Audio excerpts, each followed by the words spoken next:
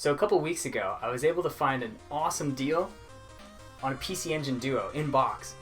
Not only that, the seller was also willing to do a RGB mod as well as to change out the capacitors for me because these things are known for having bad capacitor problems. So I thought I'd go ahead and take a look at it. So the box has seen better days, but it actually holds up pretty well and it doesn't look all too bad. But of course I'm more concerned about what's actually inside of the box, so let's take a look.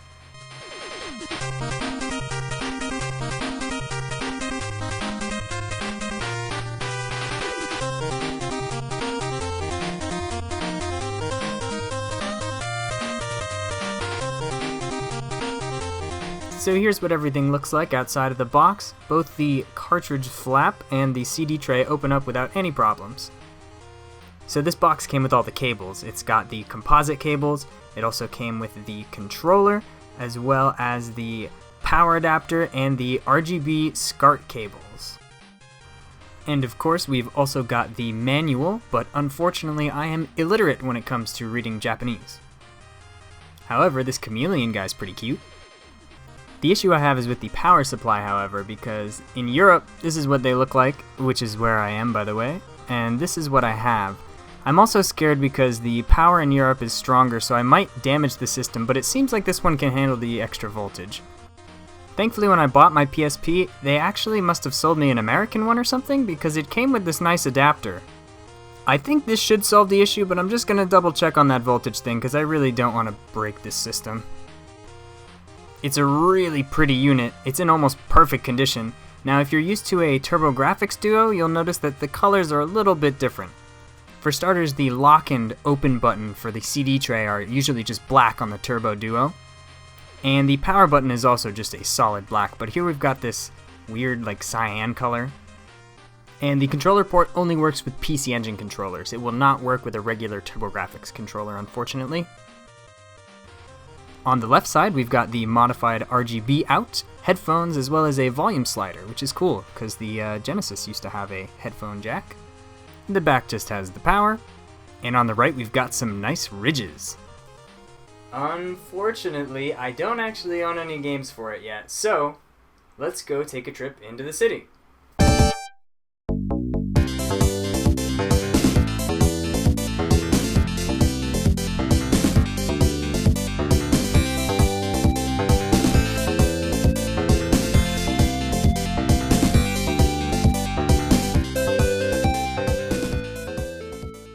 So I ended up going to this place called Choyo Games because I know that they sell PC Engine games, and it's the only vintage gaming store that I know of in Madrid. They've actually got a lot of really cool stuff like a frickin' Vectrex and a Sega Nomad, which weren't even released in Europe. They've also got some Atari Age stuff and tons of Sega and Nintendo stuff as well. One of my biggest concerns was with the power, so I double checked with the guy at the store and he said that it should be fine, but he didn't want to take the blame if anything went wrong, which is understandable. And I also realized that I may run into an issue with NTSC versus PAL. For anyone who doesn't know, NTSC is the video signal used in both Japan and the United States, and PAL is used in Europe. They aren't entirely compatible, but I asked the guy and he said that newer TVs should work with NTSC signal. And if you look at the TV that I have in my apartment, it's kind of bad because it doesn't have any HDMI, but it's at least newer. The buttons on the TV don't work well though. I can hit the power button and it'll cycle through the menu, and I can hit volume and it'll go through the inputs. It's a mess. But it is a European TV, so it naturally has RGB SCART inputs, so I don't have to worry about converting or anything. I ended up picking 2 games, one for the CD and one to test the turbo chip. I made sure to get games that weren't text heavy since I, once again, am not very good at reading Japanese. The hue card is called Gamola Speed, and it looks like some kind of arcade snake game or something. And the CD game is Avenger, which was recommended by the guy at the store. It looks like Twin Cobra or something, so I'm excited for this one. I figured I'd start testing things out with Gamola Speed, and hopefully, with any luck, my system won't explode. And it looks like we're good. Both the card reader works and my system isn't fried. Now let's see if the CD drive works after the long transit from Japan. Success! But those CD load times are killer. But the RGB actually looks incredible on this TV. I'm hoping to one day get a CRT for it, but you can see the pixels are super sharp. Okay, before we dive into the games, let's take a quick look at the controller. This is my first time actually ever holding a TurboGrafx or PC Engine controller. One thing I've always admired about them is having the built-in turbo switches. That's just so cool. It makes me feel like less of a cheater for using turbo in games. The D-pad feels a little bit small, definitely prefer a Genesis D-pad to this, but it works, and the buttons feel fine. The select and run buttons are actually made of a nice rubbery plastic. And one last thing, the controller has this nice sort of homey smell to it. I don't know, it's probably what the seller's home smells like, but I really like it.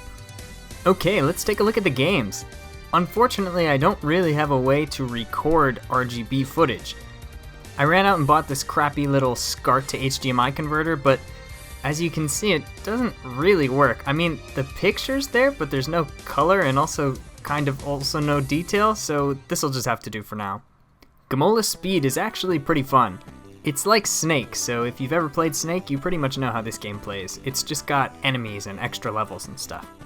There's even boss battles. It's actually surprisingly difficult, but you can drop bombs and capture enemies by encircling them. It's pretty tricky, but after playing for a bit, I think you can get it down. Avenger, like many games on the TurboGrafx and PC Engine, is a vertical shooter, which is always fun. This time you pilot a helicopter, and you can actually turn about 45 degrees to either side, so it makes the shooting a little weird, but you can also hold your position. It's unique, I like it. I'm going to take some time and actually give this one a proper review later, so stick around for that at some point. So overall, I'm pretty happy with the PC Engine Duo that I got. The RGB looks really good, and it works perfectly well. Sorry that I wasn't able to actually get a capture device to work with the RGB. I'm hoping to get an OSSC at some point, but I really wanted to get this video out before the new year, so sorry about that. I also don't have the right screws to actually open up the console, but the seller provided me with some pictures of what the mod looks like, so I'll have those on screen right now for you. I'm also hoping to eventually do my own region mod for this. It was a little bit more expensive to get the region mod, so I figured I'd save some money. I did some research online and it seems like it's not too difficult. Obviously I'm a little worried about breaking this thing, but I think I should be able to do it. I've region modded a Sega Genesis and this one doesn't look too much more difficult, so stay tuned for that at some point, but it probably won't be until I get back to the States.